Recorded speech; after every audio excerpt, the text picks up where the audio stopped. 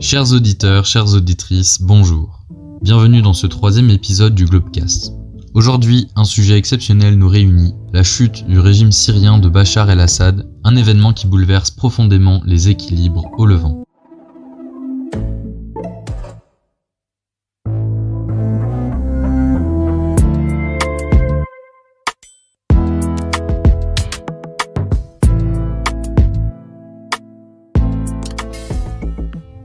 Pour décrypter cet événement majeur, j'ai le plaisir de recevoir deux experts, Inès Girardot, spécialiste du Moyen-Orient, et Émile Lecras, spécialiste de la Syrie. Plongeons directement au cœur de l'actualité. Le 27 novembre dernier, après des années de statu quo dans le conflit syrien, les forces coalisées de l'HTS, Hayat Tahrir al-Sham, et de l'ANS, donc l'armée nationale syrienne, ainsi que d'autres groupes islamistes ont lancé une offensive éclair. En moins de 10 jours, Alep est tombé, suivi de Damas. Bachar el-Assad, incapable d'organiser la moindre résistance, a dû fuir le pays. Cela peut sembler soudain, mais est-ce vraiment une surprise ? Depuis 2017, le régime semblait avoir consolidé son pouvoir. Alep et Damas étaient fermement sous son contrôle, et les rebelles, repliés dans leurs bastions, notamment Idlib, grâce à l'appui discret de la Turquie et de certains États du Golfe, Moscou, fidèle allié, paraissait garantir la stabilité du régime. Et pourtant, en un éclair, tout s'est écroulé. Comment expliquer un tel retournement de situation 7 ans après la chute de l'État islamique ? Eh bien, voyez-vous, ce retournement était latent depuis longtemps. Et pour le comprendre, il faut revenir à la genèse des troubles en Syrie, puisque tout a commencé en fait avec les printemps arabes, ces soulèvements populaires qui, en 2011, ont bousculé plusieurs régimes autoritaires du monde arabe. La Syrie n'a pas fait exception au mouvement. Un vent de contestation y a soufflé, porté par l'insécurité alimentaire, l'aspiration à plus de liberté politique de la part des classes moyennes et l'aspiration aussi à une forme de régime plus traditionnel où le pouvoir laisserait plus de part à la religion, sinon une place dominante. Mais en Syrie, comme dans d'autres pays d'ailleurs, la contestation a rapidement dégénéré en guerre civile. Ce conflit a créé un vide où les djihadistes se sont engouffrés. L'État islamique a émergé, transformant le pays en un champ de bataille complètement chaotique. Et ce qu'on observe aujourd'hui, c'est en quelque sorte l'aboutissement de cette fracture. Les islamistes qui avaient longtemps été écrasés viennent finalement de renverser la table. C'est un moment qu'on peut qualifier d'historique et la chute de ce régime signe la fin d'une ère, celle du baathisme, une idéologie née dans la guerre froide et qui prônait justement la modernisation de l'État sous l'égide de l'armée tout en combattant l'obscurantisme religieux. Et avec la chute d'Al-Assad, c'est aussi une dynastie qui disparaît. Depuis 1970, la famille Assad régnait sur le pays, s'appuyant sur les Alaouites, une minorité religieuse qui incarnait le pouvoir en place. Mais est-ce que d'autres facteurs ont pu accélérer cette défaite fulgurante ? Oui, tout à fait. En plus de ce contexte historique, il y a un facteur immédiat qui est l'effondrement des soutiens régionaux de Bachar el-Assad. Prenez le Hezbollah par exemple. Cette organisation chiite libanaise, pilier militaire du régime syrien, a été gravement affaiblie ces derniers mois par son implication dans le conflit au sud du Liban. La guerre a complètement épuisé ses ressources et désorganisé ses troupes. Le résultat, c'est que le Hezbollah n'a plus été en mesure de soutenir efficacement le régime en Syrie. Or, sans cet appui militaire crucial, les lignes de défense d'Assad se sont effondrées comme un château de cartes.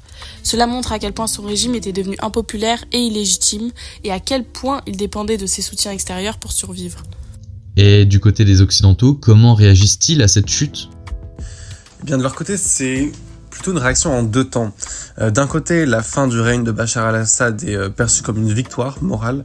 Ce régime qui était largement discrédité a causé des crimes de guerre et des violations des droits humains. Mais d'un autre côté, les Occidentaux sont préoccupés par les nouveaux acteurs qui prennent le pouvoir. Les groupes islamistes radicaux à la tête du pays ne rassurent personne, pour être honnête. Et la France, par exemple, a rouvert son ambassade à Damas, mais adopte une attitude prudente qu'elle pourrait chercher à normaliser ses relations avec le nouveau pouvoir en place, ou au contraire se montrer plus dur en cas de nouvelles violations des droits humains. Et ce qui est certain, c'est que l'avenir de la Syrie reste incertain, et va-t-elle enfin trouver une voie vers la stabilité ? Ça on ne le sait pas encore. Et on peut se demander également si on n'entre pas dans une nouvelle période de chaos, et ce qu'il en est de la fâcheuse question du terrorisme international. Pour aller plus loin et comprendre les dynamiques internes à ces groupes, j'aimerais maintenant vous poser une question essentielle. On a beaucoup parlé dans les médias des rebelles, donc les fameux rebelles qui ont fait tomber le régime de Bachar el-Assad, sans pour autant définir clairement qui ils sont et quelles sont leurs idées politiques. Est-ce que vous pourriez nous en dire plus sur les acteurs impliqués dans cette coalition ? Le groupe de rebelles ayant fait chuter le régime de Bachar el-Assad est en réalité une coalition, plus qu'un tout homogène. Dans cette coalition de groupes révolutionnaires, deux forces sont dominantes. La première, c'est le mouvement Hayat Tahrir al-Sham, qui est assez récent puisqu'il est né en 2011 avec le soutien d'Al-Qaïda. Son dirigeant, Al-Joulani, a initié une stratégie de normalisation à partir de 2017, en coupant les ponts avec Al-Qaïda et en changeant le nom du parti. Le nouveau nom, donc, Hayat Tahrir al-Sham, exprime les ambitions territoriales du groupe. Al-Sham désigne en arabe ce que l'on nomme la Grande Syrie, soit ce regroupement à l'époque médiévale des actuels Liban, Syrie, Jordanie, Israël et Palestine. Cette évolution s'est aussi traduite par un lissage de l'idéologie du groupe, quant à l'application de la charia ou aux relations avec les autres communautés religieuses. Selon certains chercheurs, les signaux de normalisation envoyés par Al-Joulani à destination des Occidentaux ne doivent cependant pas faire oublier le projet fondamentalement religieux et conservateur du dirigeant. On a d'ailleurs bien vu que le HTS a fait un effort important pour être accepté par les civils. Ils ont par exemple distribué des tracts avec des numéros à appeler en cas de problème de santé ou bien d'urgence. C'est un effort qui a aussi été amorcé à destination des Occidentaux, ce qui explique la quantité d'interviews données par Al-Joulani à des médias et ONG occidentales ces dernières semaines. Si le HTS était à l'initiative de l'offensive, il a quand même été épaulé, il faut le rappeler, par une constellation de groupes rebelles opposés au régime, à commencer par l'armée nationale syrienne. L'armée nationale syrienne est elle-même une réunion de différents groupes rebelles issus de la guerre civile de 2011. Elle est soutenue par la Turquie. C'est un groupe avec une faible homogénéité idéologique, ils sont en conséquence souvent qualifiés de mercenaires. En réalité, leur seul point commun, c'est leur proximité avec Ankara et leur opposition aux Kurdes. Donc finalement, on a affaire à des groupes assez hétérogènes qui se sont réunis dans un but précis, renverser le régime et mettre en place un pouvoir fondé sur la loi islamique. Comme on l'a vu, ils ont réussi après une offensive fulgurante. Très vite, on a observé comme en 2011 une volonté de se débarrasser des symboles du régime déchu. Oui, effectivement, on a vu assez classiquement de nouveaux symboles être érigés pour montrer cette volonté de tourner la page. Les rebelles ont hissé un nouveau drapeau, vous les avez peut-être déjà vus, ces 3 bandes horizontales, vertes, blanches et noires, et leurs 3 étoiles rouges, puisque c'est l'ancien drapeau du pays utilisé à partir de l'indépendance.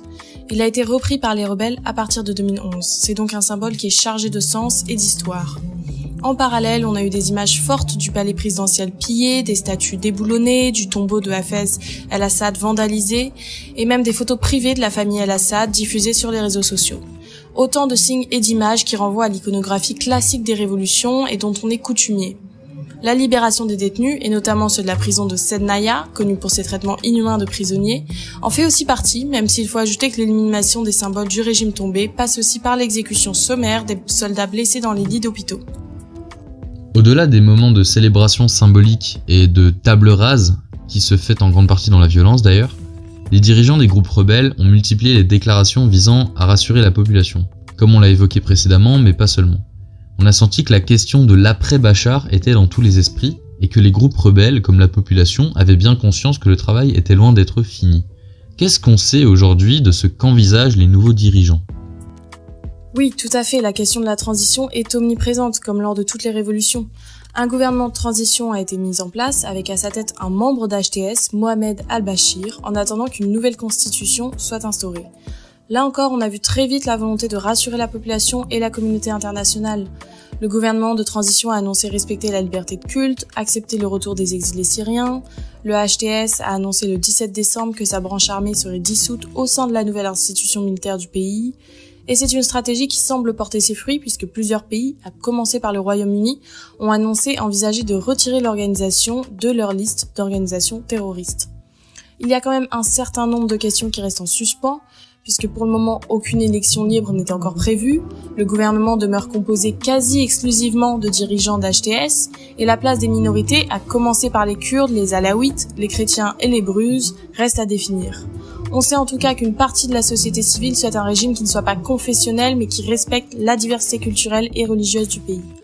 Enfin, on peut s'interroger sur l'autorité actuelle du nouveau gouvernement, sur l'ensemble des forces de la coalition, et sur l'existence ou non de tensions internes concernant la politique à adopter dans les temps à venir, qui sont cruciaux pour l'avenir du pays. La modération dont semblent faire preuve les dirigeants tout en haut de la pyramide n'est pas celle que l'on observe sur le terrain pour l'instant, alors que des scènes d'exaction commencent à fuiter sur les réseaux sociaux.